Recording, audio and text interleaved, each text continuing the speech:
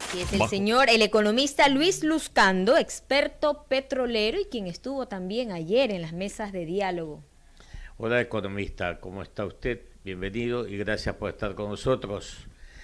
La experiencia, los años y el conocimiento en la academia y más la vida, este trajinar y ver que los precios de las gasolinas, por ejemplo, en la década de los 70, que teníamos el sucre aún, hablábamos de 4 sucres el galón, 20 sucres el galón de gasolina.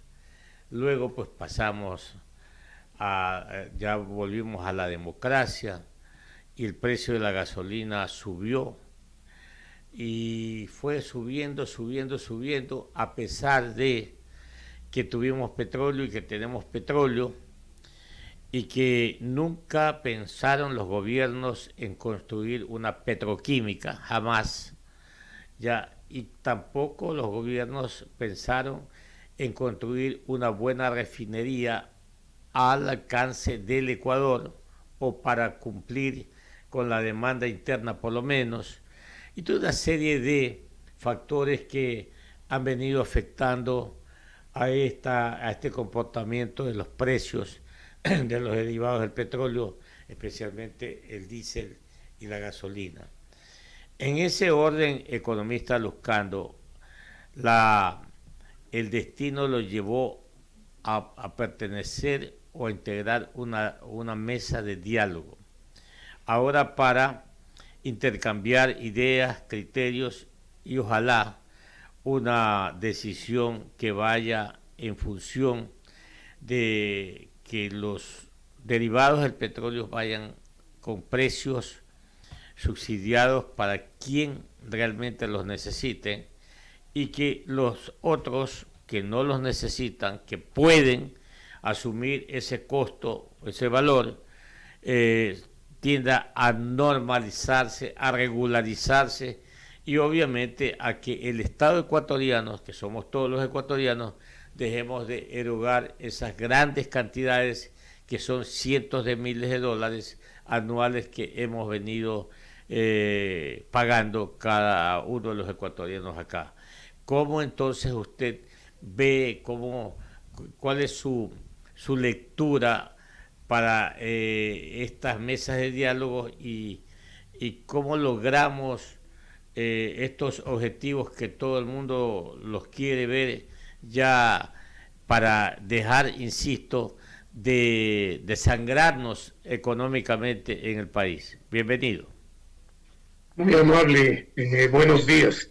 Mi saludo a ustedes y también a su apreciada audiencia. Sí, en efecto, yo creo que en la mesa, pues, y es un sentir de todas las personas que conformamos nuestro país, de que definitivamente debe aplicarse una política económica, social, en donde se oriente los precios del subsidio del combustible, de manera que exista pues una orientación que permita a las personas, digamos, que integran los perceptiles altos o sectores económicamente puedan pagar un precio del combustible que no sea subsidiado. Ese es un sentir mayoritario y pienso yo que también ese sentir es parte del gobierno, de manera que la orientación que tienen en cuanto se refiere a determinar el subsidio tiene ese enfoque.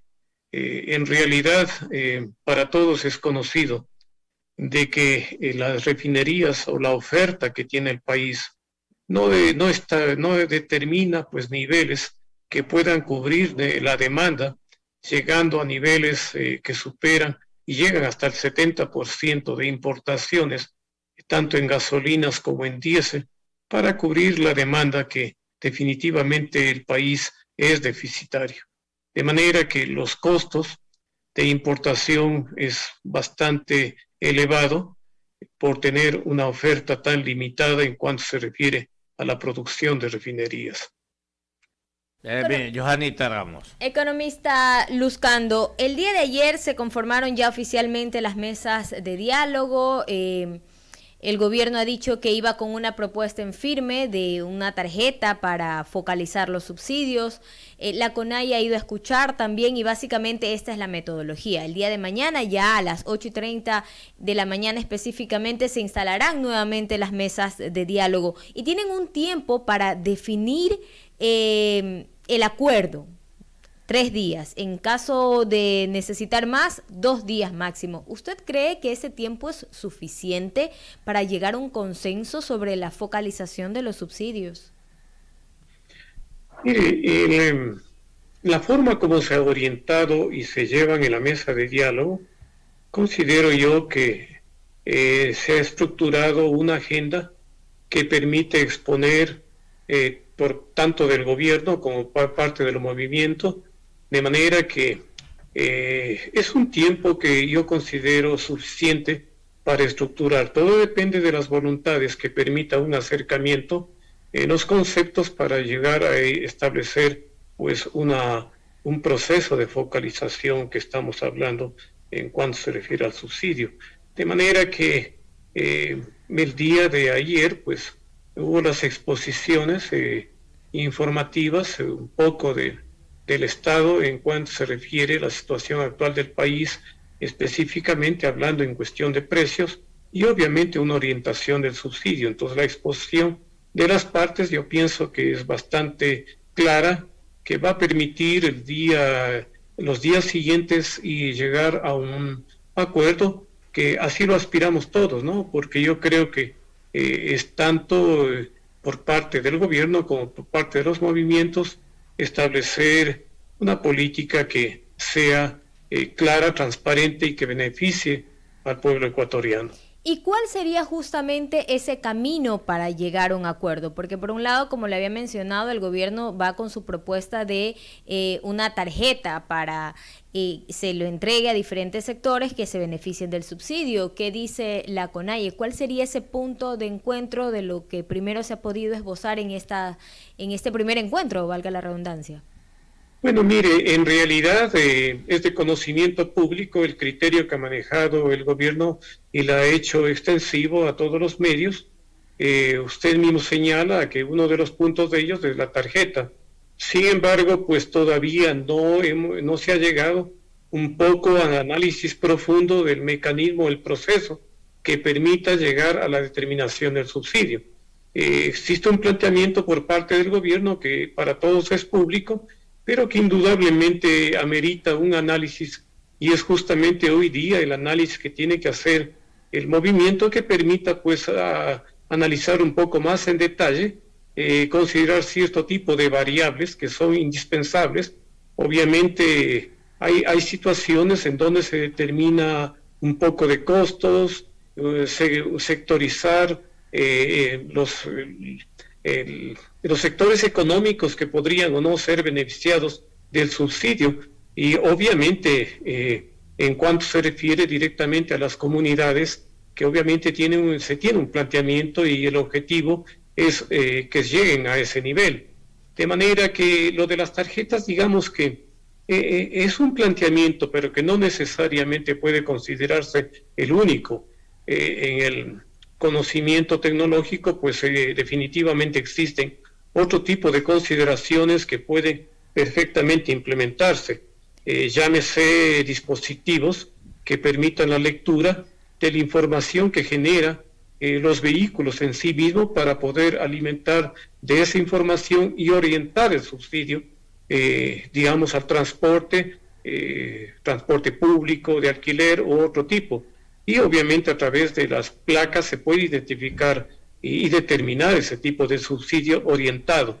Entonces, hay que ir definiendo de lo que se puede dar a través de tarjetas que usted señala o otro tipo de dispositivos que son, pues, obviamente, de la tecnología actual permite captar ese tipo de información. Y para tenerlo claro, ¿el subsidio se mantiene para ciertos, o se mantendría para ciertos sectores? ¿Y qué pasa con los demás? Con con el resto de la población, con el resto del parque automotor? ¿Aumenta el precio, se libera o se mantiene como está ahora? Y para los otros, los que se beneficiarían del subsidio, ¿aumentaría el subsidio? ¿Qué se hablaría? Mire, en realidad es un poquito adelantar el criterio al establecer o definir qué sectores se van a mantener en el subsidio o qué sectores se les va a eximir del mismo. Obviamente ese es el objetivo de las mesas de diálogo, pero yo creo que tienen obviamente un fin que permita pues un poco transparentar el subsidio y orientarlo de manera que los sectores que pertenecen pues a sectores económicos que definitivamente amerita que se mantenga el subsidio, se los mantendrá, y eso es un criterio generalizado, no lo dicen los movimientos, eso lo manifiesta también el gobierno y lo ha manifestado la población en general y que se ha transmitido a los diferentes medios. Me explico, definitivamente por decirle algo, pues en las estadísticas de matriculación de vehículos, la última que señala en el 2019, identifica de un parque automotor de 2.400.000 vehículos, apenas el 7% son vehículos de transporte pesado, transporte público, qué sé yo, de carga pesada, indistintamente. Obviamente que no todos están identificados, porque todo depende también de las personas que matriculan el vehículo, y en algunos casos, pues obviamente no sinceran información, pero solamente es un dato referencial que permite cuantificar lo que sucede.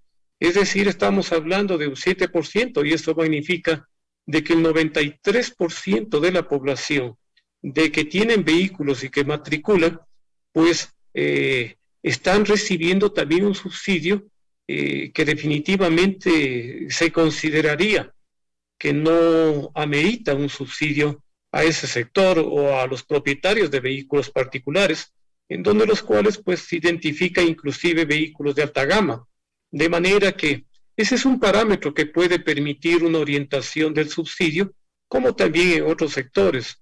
Igual, o sea, se puede manifestar el hecho de que las comunidades pues definitivamente no reciben un subsidio directo, porque no podríamos manifestar de que la población de las comunidades pues son propietarias de vehículos, de manera que la orientación actual da lugar a pensar de que el subsidio no está bien orientado, y de manera que acarrea problemas en cuanto se refiere pues a transparentar directamente los precios de los combustibles en subsidiados o no subsidiados.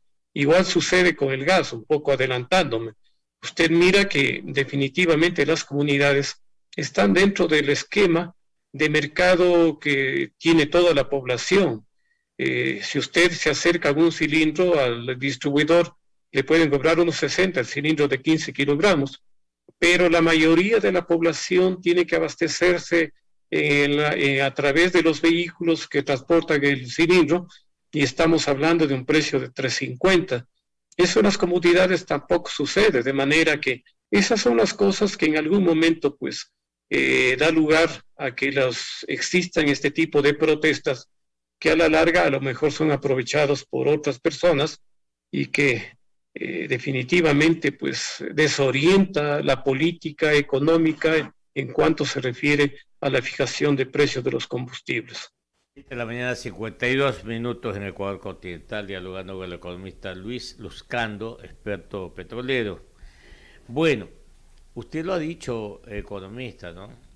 El 93% de la población que utiliza o tiene una unidad de transporte está beneficiado con el subsidio. Ya, cuando realmente los que deberían beneficiarse es el 7%. Ya, los que deberían. Usted lo acaba de decir, son los transportes pesados, transportes de colectivos, etcétera.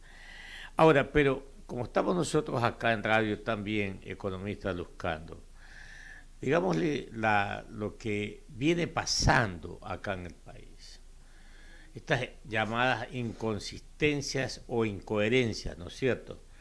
Porque mientras un ciudadano que apenas si tiene empleo adecuado gana $400, 425 dólares, y que tiene 3, 4 cargas familiares. Entonces es obvio que ese sujeto, ese ciudadano, tiene que ser subsidiado, Pero vamos a lo contrario, un ciudadano que gana $3,000 mensuales, ¿no? Que tiene como 2 cargas familiares, 3 cargas familiares, ese ciudadano no tiene que ser objeto de un subsidio, para nada. ¿Ya? El otro ciudadano, el que tiene una casa con una piscina y que tiene que atemperar el agua con gas doméstico, tiene que pagar lo que cuesta realmente el tanque de gas. Entonces, cosas como esas inconsistencias, incoherencias, que como usted está en la mesa de diálogo y conoce también por su experiencia, economista Luzcando, aparecen muchas aristas y el problema se vuelve muy complejo para resolverlo. En ese orden, cuando Johanita le dice, bueno, necesita más días, y yo creo que ustedes van a requerir más días, más tiempos y más diálogos, más intercambios de ideas y lo más importante, más investigación. Y en ese orden, entonces le hago la consulta. Ustedes se han propuesto una meta, a lo mejor una propuesta, no una proyección economista, de que ese subsidio, que también está en discusión si es subsidio o no, porque en el presupuesto general del Estado no aparece el concepto subsidio, no aparece, pero bueno, ese es otro tema.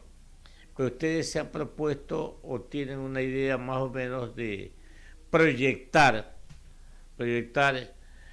en total, que de la caja fiscal no egrese 3,000 millones, sino, no sé, a lo mejor 800, a lo mejor 700, que va a haber, pero que se trata de bajar. Ustedes esa idea tienen a lo mejor en la mesa. Mire, economista, en realidad un poco apresurado en cuanto se refiere a orientar una política. Cierto es que hay aspectos que necesariamente deben toparse, pero el tiempo que está definido no necesariamente implica establecimiento de una política, sino una orientación, una definición concreta en cuanto se refiere a establecer un proceso. Pero la implementación del proceso no es un tiempo que le va a llevar al gobierno un tiempo cercano. Y me explico de la siguiente manera. Mire, el aspecto tecnológico que involucra la orientación de los precios de los combustibles tiene que reorientarse a lo que actualmente se está determinando. Y voy a ser un poco claro, espero que la audiencia también tratar de llegar a definir. Esto es un aspecto de orientación más de carácter profesional por experiencia que tengo. Tuve 33 años trabajando en Petroecuador, anteriormente CEPE, y definitivamente conozco particularidades del sistema. Lo que le quiero manifestar para todos los oyentes, en particular a ustedes, es que el sistema tiene que reorientarse. Actualmente el sistema tecnológico y formato que se está implementando permite captar la información que se genera en el despacho de combustible en los sectores automotrices y también a través de terminales. De hecho, esa información se alimenta en Petroecuador, también en las comercializadoras, y obviamente se transmite la facturación al SRI. Pero aquí hay que dar una innovación en el aspecto personal. Mire, aquí interactúan otras entidades de control. La ARCH es la que determina la política de precios. La Agencia Nacional de Tránsito es la que conoce las particularidades de cada vehículo en cuanto se refiere al servicio que proporciona. Obviamente el SRI es el ente controlador de toda la facturación. Me explico, todos estos entes, incluido el Banco Central, el Ministerio de Finanzas, tienen que interactuar para definir políticas que determinen la operatividad del sistema. En este sentido se logrará el control, inclusive, del contrabando de combustibles, porque a no dudarlo, pues, de acuerdo a cifras que se han mencionado, son 800 millones de dólares que se fugan en contrabando. ¿Por qué? Porque no existe ese control. No existe el control del movimiento de productos una vez que es despachado en terminales. Pero ese sistema tiene que definitivamente elaborarse otro tipo también de un esquema. Es decir, me refiero a establecer plataformas pues obviamente que permita la interoperabilidad de los diferentes entes de control. La información que genera cada vehículo al llegar a la estación de servicio tiene que tener un control inmediato para determinar el precio, determinarle pues las características del producto, si es subsidiado o no subsidiado, y definir el cupo de combustible. Porque a no dudarlo en provincias de frontera, pues todos conocen que cada vehículo a lo mejor tanquea 1, 2, 3, 4, 5 veces, y por ahí fuga de contrabando. Entonces, ese sistema, a mi concepto, por favor, este es un criterio personal, este es un sistema que permitiría un control y en donde interactúan todos los entes de control, todas las entidades, pero este sistema no va a ser aplicado directamente, qué sé yo, en 3 meses, debe de irse definiendo por fases, inclusive este momento. La fase inicial pues permitiría, qué sé yo, a Petroecuador, a las comercializadoras, iniciar ya un control, porque para ustedes es muy conocido que en algunas comercializadoras, sucede en Petroecuador, creo que en Primas, usted se acerca y con el número de la placa ya le identifican a la persona, al propietario del vehículo, de manera que las facturas salen en ese sentido. Entonces hay una base de datos que ya está definida, pero lo que falta es la interoperabilidad de todos los entes de control. Entonces, todo eso implica, pues, desarrollar una tecnología, elaborar plataformas con inteligencia artificial, si es que se acepta mi idea, que es un concepto que yo manejo, que no necesariamente es la idea de la mesa, eso será más adelante, cuando se vaya puliendo, simplemente alimento de acuerdo a lo que usted manifiesta. Entonces, sí, el asunto es factible de actuar, de establecer procedimientos aprovechando la tecnología actual, una política económica, social, que implique, pues, orientar primero, pues, el precio, el subsidio, el uso del combustible. Definitivamente el subsidio per se no es malo, de por sí no es malo, pero usted conoce que una política de subsidio tiene que ir concomitantemente con la política económica, con el modelo económico. El subsidio, si usted le mantiene todo un periodo largo, en toda la vida, eso distorsiona la economía.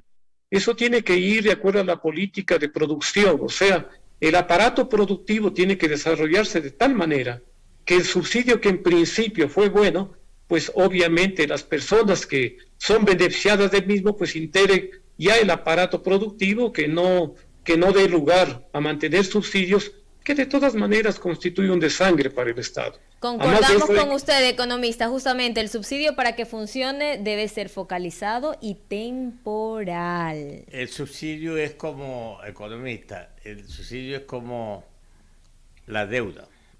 Si usted contrae una deuda para invertir, es buena la deuda.